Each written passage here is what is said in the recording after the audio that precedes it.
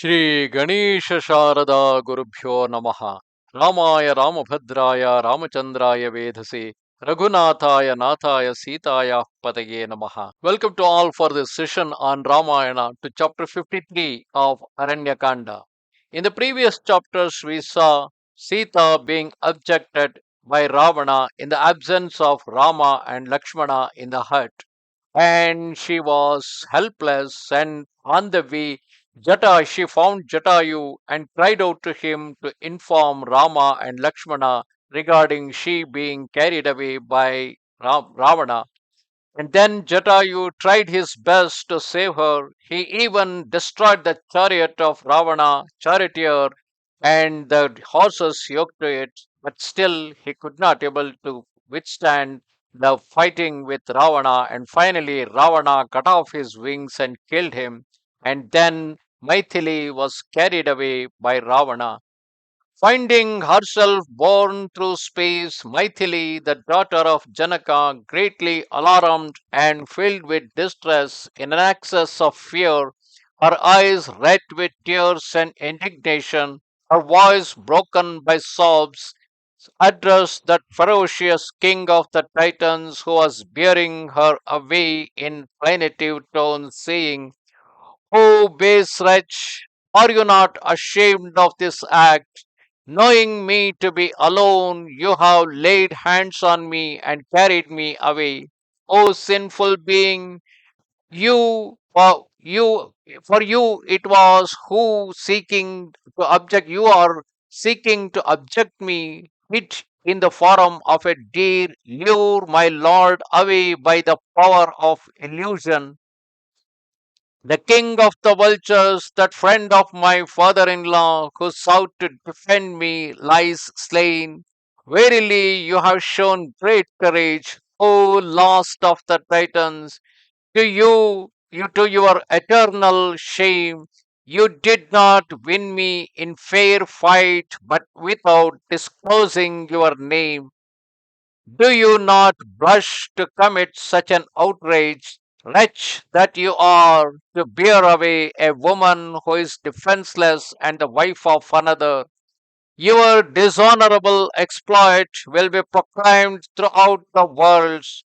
Cursed be you, O infamous barbarian, who besought of your who feels great about your heroism. Cursed be such valor and prowess, O you, the obloquy of your race, cursed by cursed to be you yourself in the world for your conduct. How should any restrain you who flees so precipitately? Halt but for an instant, and your life will be forfeit. Should you come within the range of those two kings of men, Rama and Lakshmana, you would not survive for a single moment, even were you supported by your entire army. As a bird is not able to bear the blazing forest fire, neither could you withstand the least of their shafts. Therefore, for your own good, release me instantly, O Ravana. Provoked by my objection, my lord, with the aid of his brother, will strive to destroy you if you do not let me go.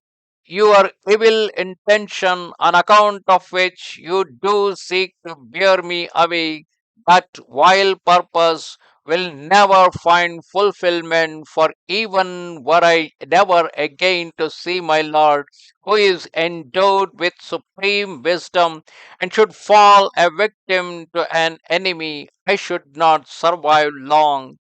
You do disregard your own good and resembled one who in his last hour chooses what is fatal to him.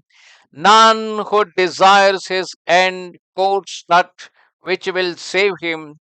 I see the noose of death about your neck, since you do not tremble in this exigency, O Titan.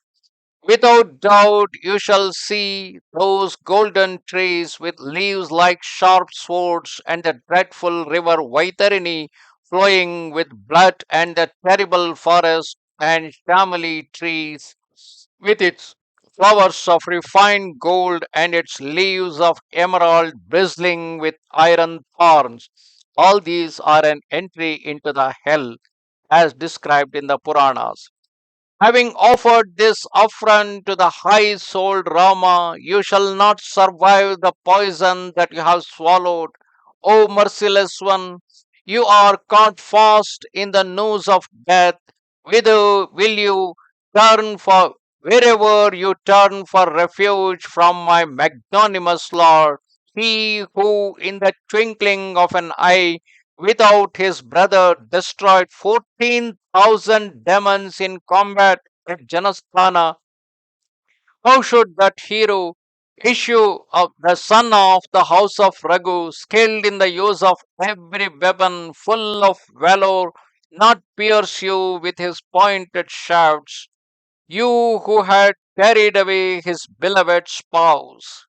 With these defiant words and others uttered in plaintive tones, Vaidehi, borne away in Ravana's arms, addressed him, though filled with grief and fear. Yet, despite her distress and lamentations, Ravana continued on his way, bearing that sweet and gentle princess, still struggling to break free. Thus ended chapter 53 of Aranya Kanda in Ramayana.